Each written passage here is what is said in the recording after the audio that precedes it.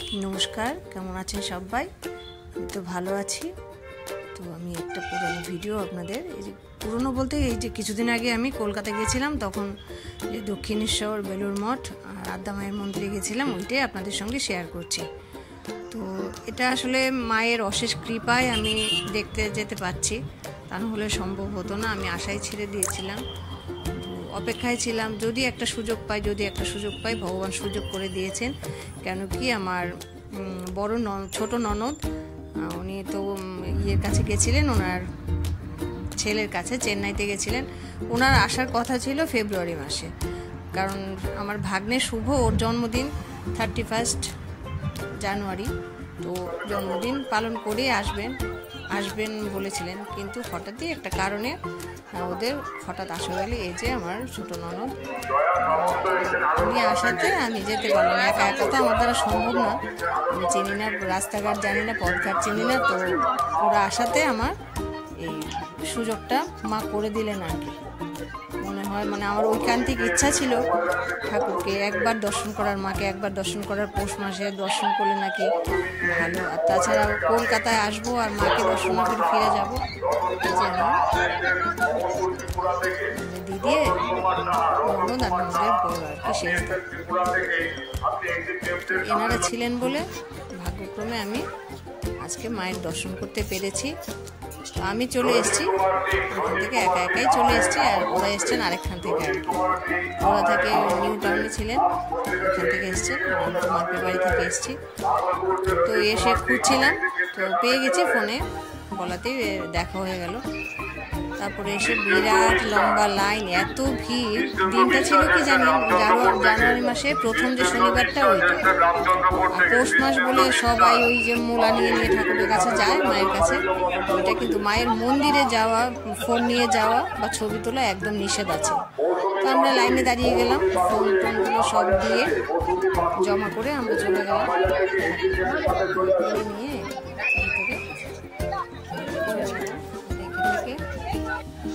তারপর এই যে রানীর আশ্রমে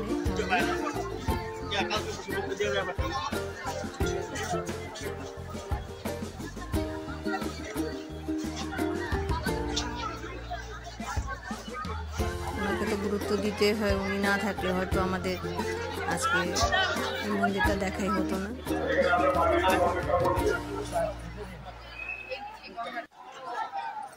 প্রচণ্ড ভিড় ছিল, মানে এতগুলো লাইন, কোন দিক দিয়ে কোন দিকে যাব।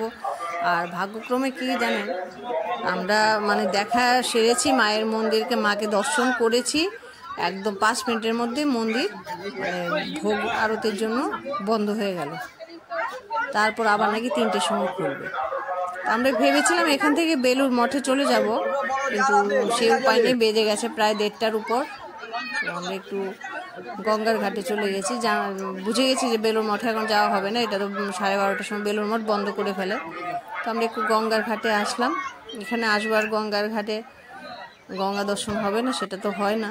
কিন্তু খুব ঠান্ডা পড়েছিল, কিন্তু ওই দিন সকালবেলাটা খুবই ঠান্ডা ছিল, কিন্তু এখানে এত লোকের ভিড়ে বেশ গরম লাগছে এখন।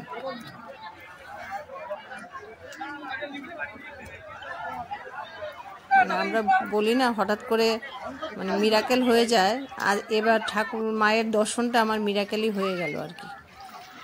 কোনো উপায়ই দেখছিলাম না। অনেককে বলেছি, গার্গীকেও বলেছি, ওরও আসলে সময় সুবিধা হচ্ছে না, ওর বাড়িতে অনেক গেস্ট ছিলেন।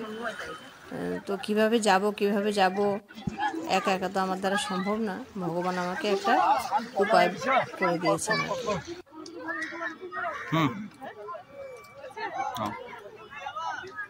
গঙ্গা চান করা হয়ে ওঠেনি, একটু জলই মাথায় লাগালাম।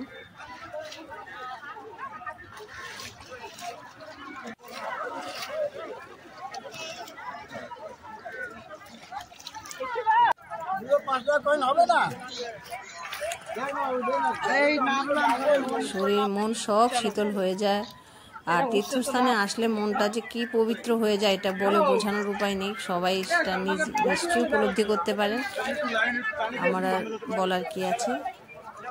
এত পুণ্যার্থীর ভিড় আজকে, বেশ ভালোই লাগছে। আবার এত যে ভিড়, ক্লান্তি লাগছে না, কিন্তু খুব আনন্দ লাগছে। মাকে যে দর্শন করতে পেরেছি সেইটাই তো বড়।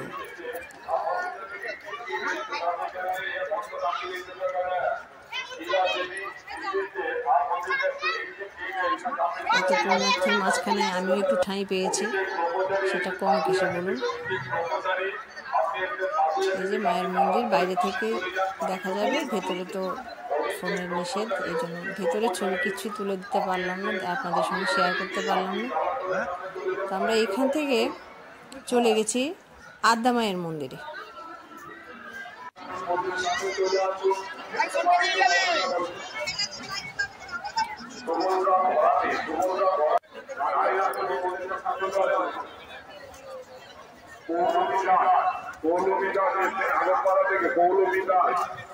আগরপাড়া থেকে আপনি মন্দিরের রেখেছিলাম মোবাইলগুলো, এগুলো নিয়ে নিয়েছি। অশোক দেবনাথ এসছেন নারায়ণপুর থেকে, অশোক দেবনাথ এসছেন নারায়ণপুর থেকে।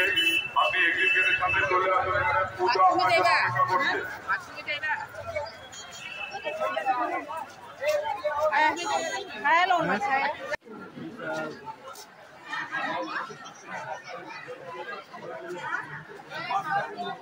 এখন এসে গেছি আমরা আদ্যা মায়ের মন্দিরে। এখানে আমরা ভোগ নেব, ভোগ খাবো ঠাকুরের, এই জন্যই এসছি। কারণ বেলুর মঠে দেরি হয়ে গেছে, এই জন্য বেলুর মঠ যেতে পারিনি। আর ঠাকুরের বাড়িতে এসে ঠাকুরের ভোগ খাওয়ার তো অমৃতের মতো, তো অমৃত আস্বাদন করে তারপরেই আমরা যাব, এই জন্য এখানে এসছি।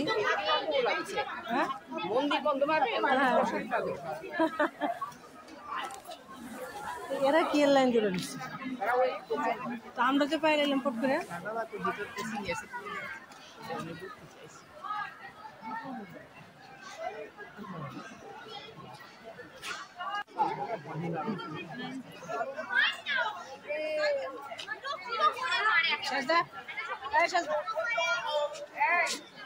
এখানে খুব সুন্দর ব্যবস্থা, সবাই লাইন ধরে টিকিট নিচ্ছে ভোগ খাওয়ার জন্য। আর সেজদা যেহেতু সিনিয়র সিটিজেন, তাড়াতাড়ি একদম পেয়ে গেছেন, বেশি কষ্ট করতে হয়নি, লাইন ধরতে হয়নি, আমরা তাড়াতাড়ি পেয়ে গেছি। ঢোকার ব্যবস্থা সবাই বসে পড়েছি জেলার মতো করে, বিরাট বড় হল ঘর, সবার বেশ খাবার সুন্দর ব্যবস্থা ওনারা করেছেন। কিন্তু একটাই দুঃখের কথা যে সেজদা নতুন জুতোগুলো পরেছে, মাত্র 2 দিন কিনে দিয়েছে, শুভই কিনে দিয়েছিল, চেন্নাই থেকে এসছে আসার আগের দিন, কিন্তু এইগুলি পাওয়া যায়নি। আমরা যখন প্রসাদ খেয়ে বাইরে বেরিয়েছি তখন এগুলো উধাও হয়ে গেছে। আর কি করা, সব পাওয়া তো একদিনে হয় না, কিছু পেয়েছি, কিছু খোয়া গেছে।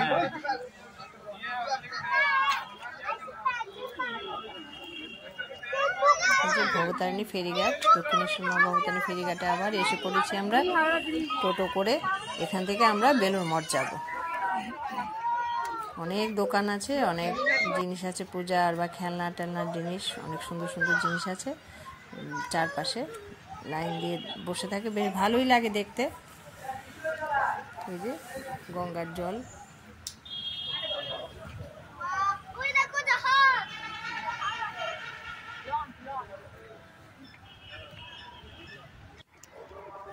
পরন্ত বিকেল, আসলে সূর্য ডোবার পালা এসে গেল, জলের মধ্যে ছায়া পড়েছে সূর্য ডোবার। কত সুন্দর দৃশ্য না, বেশ ভালো লাগছিল কিন্তু দেখতে। ওই যে দূরে ভবতারিণীর মন্দির দেখা যাচ্ছে। আমরা সবাই উঠে পড়লাম, ব্রিজটা পার হয়ে ফেরিতে উঠে যাবো আমরা।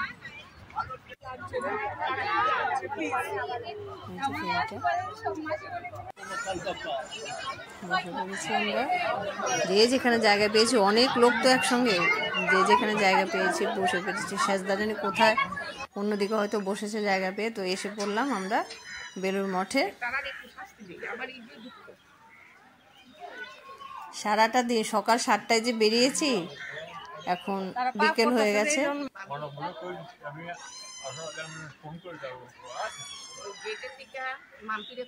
যারা কলকাতা থাকেন ওদের তো অনেক সুবিধা, প্রায়ই দেখতে আসতে পারেন, কিন্তু আমরা ওই বছরে একবার আসি হয়তো কলকাতায়, তখন দেখার জন্য একদম মনটা উদ্গ্রীব হয়ে থাকে। তো দক্ষিণেশ্বর, বেলুড় মঠ এগুলো না দেখলে মনটা ভালোই লাগে না, যে কলকাতায় এসছি আর মাকে দর্শন না করে ফিরে যাব।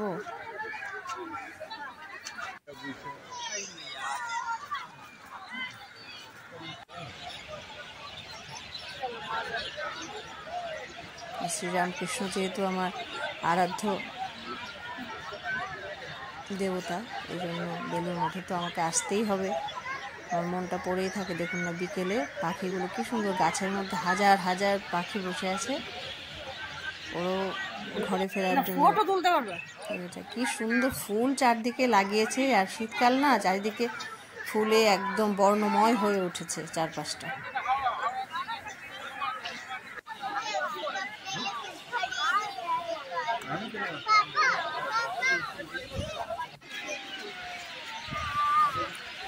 এত সুন্দর লাগছে। তো আমি একটু প্রার্থনার দিকে একটু প্রার্থনা করে এসেছি, চারপাশটা একটু দেখছি। আজকে প্রচণ্ডই ভিড় ছিল, একদম পিকনিক মেজাজে সবাই বসে আছে চারধারে।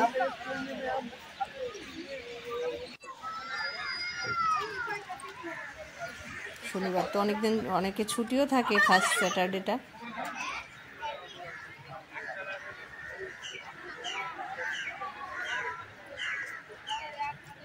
এই জন্যই চারিদিকে এত ভিড় আর কি। যেই মন্দিরেই গেছি সেই মন্দিরে প্রচণ্ড ভিড় ছিল। তো আমরা বেরিয়ে পড়লাম, এখন ঘরে চলে যাব। আপনারা সবাই ভালো থাকবেন, সবাইকে ভালো রাখবেন। দেখা হচ্ছে আমার পরের একটি ভিডিওতে। ততক্ষণের জন্য টাটা।